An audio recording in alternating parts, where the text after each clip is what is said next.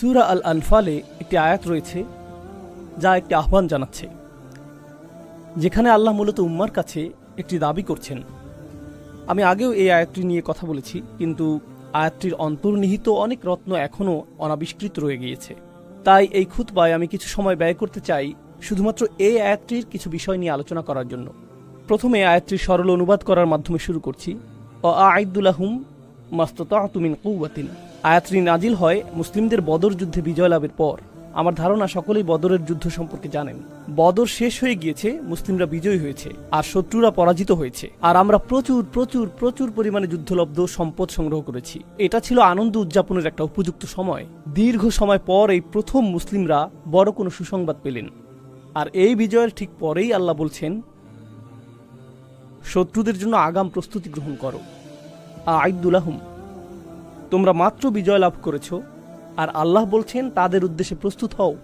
এটা প্রত্যাশিত যে আল্লাহ যুদ্ধের আগে বলবেন তাদের উদ্দেশ্যে প্রস্তুত হও, কিন্তু এখানে আল্লাহ বলছেন তাদের উদ্দেশ্যে প্রস্তুত হও বিজয়ী হওয়ার পরে। আল্লাহ আপনাকে জানিয়ে দিচ্ছেন যে তারা ফিরে আসবে।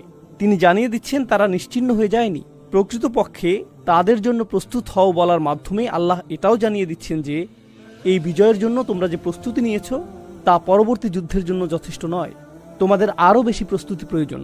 সেটাই আল্লাহ আমাদের জানিয়ে দিচ্ছেন। প্রতিটা বিজয়ের ক্ষেত্রেই পরবর্তী চ্যালেঞ্জটা আগেরটার চেয়েও বড় হয়ে থাকে। তাই এখনই তোমাদের প্রস্তুতি শুরু করতে হবে। হ্যাঁ, উদযাপন করার মতো কিছুটা সময় তো রয়েছে। এটা ভালো যে আমরা বিজয় লাভ করেছি, কিন্তু এর ঠিক পরেই তোমাদের মনোযোগী হতে হবে, কারণ শত্রু এখনও নির্মূল হয়নি। আ'আইদ্দু লাহুম, এখন কিভাবে আমরা তাদের জন্য প্রস্তুত হব? আল্লাহ আযজা ওয়া জাল্লা বলছেন, মাসতাতা'তুম মিন কুওয়াতিন, যে কোনো ধরনের শক্তি সম্ভব তা অর্জনের জন্য যথাসাধ্য প্রস্তুতি গ্রহণ করো। আ'আইদ্দু লাহুম মাসতাতা'তুম মিন কুওয়াতিন, যে কোনো ধরনের শক্তি সম্ভব তা অর্জনের জন্য যথাসাধ্য প্রস্তুতি গ্রহণ করো। যেই শক্তি সম্ভব তোমরা সংগ্রহ করো। আরবি ভাষার দৃষ্টিকোণ থেকে মিন কুওয়াতিন হলো তানাউ, যার অর্থ আল্লাহ এখানে শক্তির সংজ্ঞাকে সীমাবদ্ধ করেননি।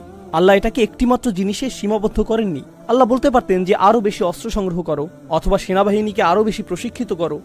তিনি নির্দিষ্ট করে বলেননি। তিনি বলেছেন সম্ভাব্য সকল ধরনের শক্তি। এখানে প্রথম লক্ষণীয় বিষয় হলো আল্লাহ কখনোই আমাদেরকে প্রস্তুতির গণ্ডির বাইরে রাখছেন না। তোমরা মনে করেছো যে যুদ্ধ সমাপ্ত হবার সাথে সাথে প্রস্তুতি পর্ব শেষ হয়েছে, কিন্তু না, যুদ্ধে বিজয়ী হওয়ার ঠিক পরেই তাৎক্ষণিক পরবর্তী প্রস্তুতি শুরু হয়ে গিয়েছে।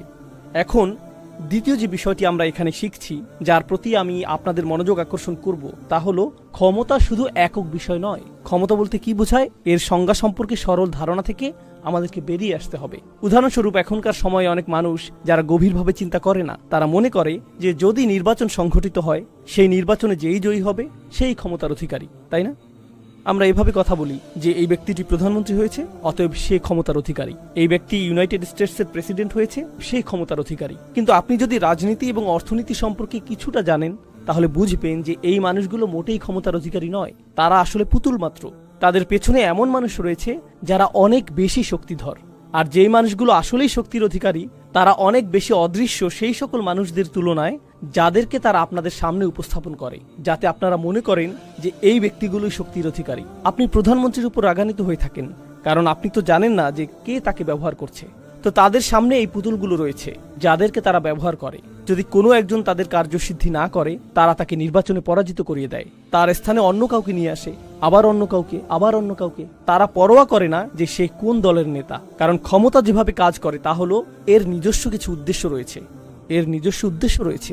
তো একটি বিষয় আমি মনোযোগ আকর্ষণ করতে চাই, বিশেষত এই বিষয়টিতে আমি তরুণ মুসলিমদের যে মনোযোগ আকর্ষণ করতে চাই, তা হলো ক্ষমতা নিয়ে সরল ধারণা পোষণ না করা। সেনাবাহিনীর বিশাল আকারে কিছুই আসে যায় না।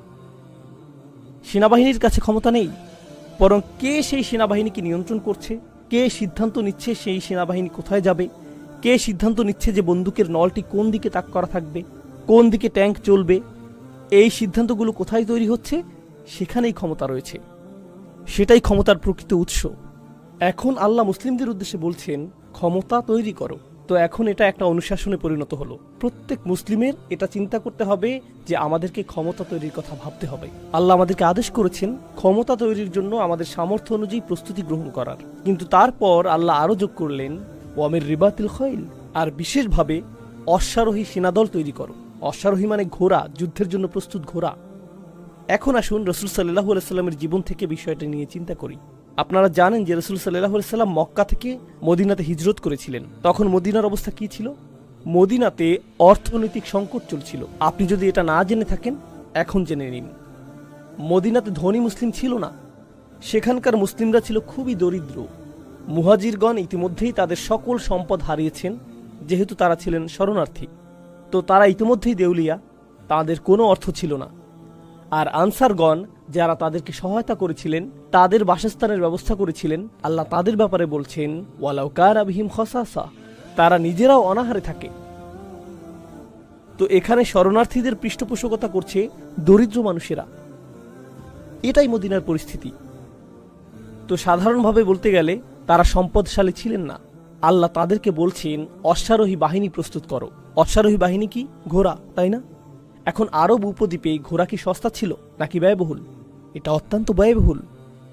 এটা অত্যন্ত ব্যয়বহুল। আর আল্লাহ কি একটি অথবা দুইটি ঘোড়ার কথা বলেছেন? আপনি যদি অশ্বারোহী বাহিনী তৈরি করতে চান, সেক্ষেত্রে কয়েকশো ঘোড়ার প্রয়োজন হবে। আপনার কমপক্ষে 100 ঘোড়া প্রয়োজন। প্রথমে আসে ঘোড়া ক্রয়ের বিষয়টি। আপনি যদি এমন ঘোড়া চান যে যুদ্ধক্ষেত্রে কাজে আসবে, সেক্ষেত্রে আপনার ভালো জাতের ঘোড়া প্রয়োজন। আপনার এমন ঘোড়া প্রয়োজন নেই যে গাধার মতো, বরং আপনার তরতাজা ঘোড়া প্রয়োজন। আপনার BMW ঘোড়া প্রয়োজন।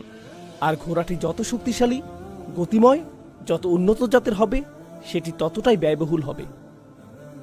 এর মানে আপনার অর্থ প্রয়োজন। এই ঘোড়াগুলো কোথা থেকে পাবেন? আর শুধুমাত্র ঘোড়া থাকলেই তো হবে না, ঘোড়াগুলো থাকার ব্যবস্থাও করতে হবে। তো আপনাকে আস্তাবল নির্মাণ করতে হবে। শুধু তাই না, ঘোড়াগুলোকে খাওয়ানোর জন্য আপনাকে কৃষিকাজের মাধ্যমে খড় উৎপন্ন করতে হবে। আর ঘোড়াগুলোর বর্জ্য পরিষ্কার করার জন্য আপনাকে পরিপূর্ণ একটা ব্যবস্থা তৈরি করতে হবে।